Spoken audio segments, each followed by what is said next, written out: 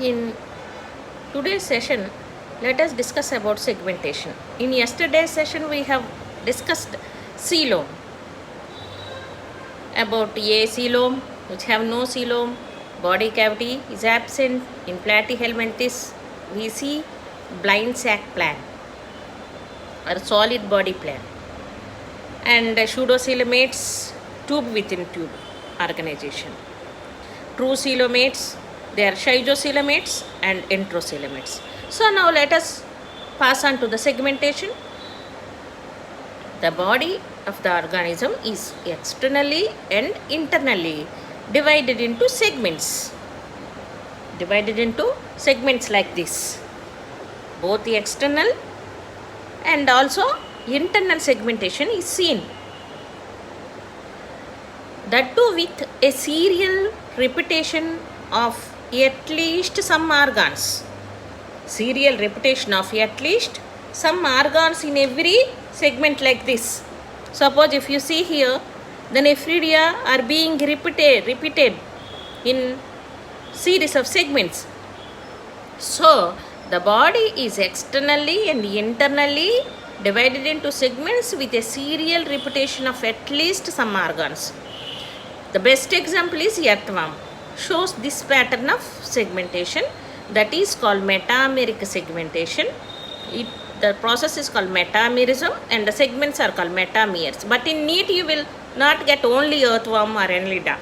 You will be getting in combination with the other phyla like annelida, arthropoda, chordata. It is correct answer because they show metameric segmentation. In chordata, longitudinal segmentation will be there in human being. Okay, that is very important. Now coming to the next character, that is notochord. Because of the presence of notochord and the absence of the notochord, we can divide the animals as non-chordates and chordates. What is notochord? It is mesodermally derived rod-like structure. Mesodermally derived rod-like structure, which is formed on the dorsal side. During embryonic development. The notochord will be like this. See, it is having outer elastic connective tissue sheath, inner fibrous connective tissue sheath, and inner to that vacuolated notochordal cells will be present like this.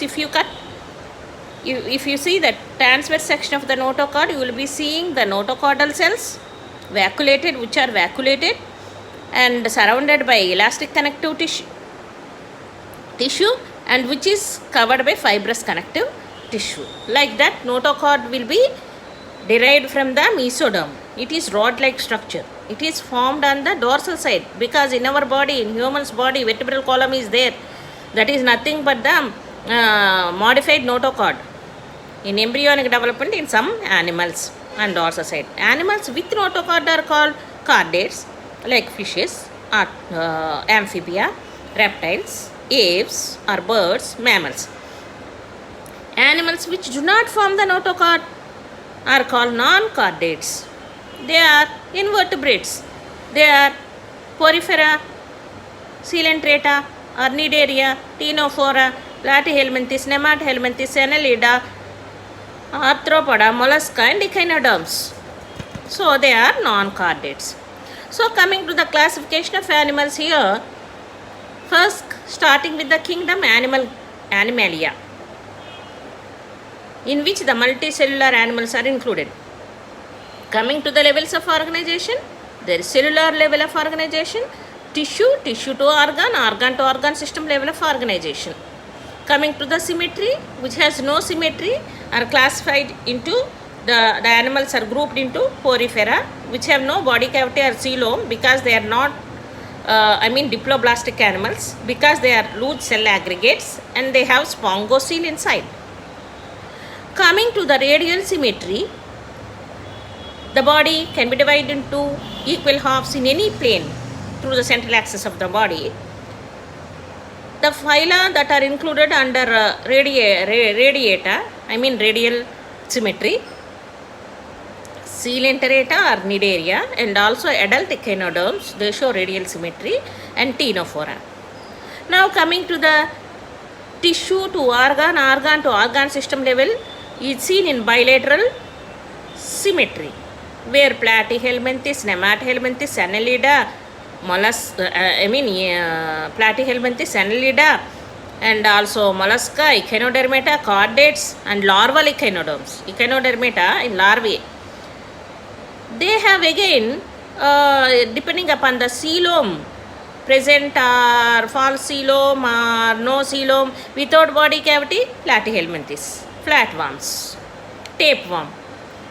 With false coelom, that is pseudocoelom, which is not lined by mesoderm, Nemathelminthes or Aschelminthes or example Ascaris.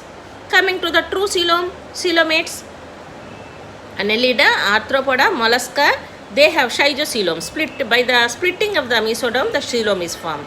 Coming to Echinodermata, Hemichordata and Chordata, there is enterocoelom, which is true coelom, which is formed by the pouches of the archenteron. So this is how the classification of animals is done, and importantly, Echinodermata exhibits both radial and bilateral symmetry depending upon their stage of the development. As I told you earlier, radial symmetry is exhibited by the adults and bilateral symmetry is exhibited by the larval forms of echinoderms. Okay, thanks for watching. Tomorrow's session, let us start with individual phyla. First phylum is Porifera.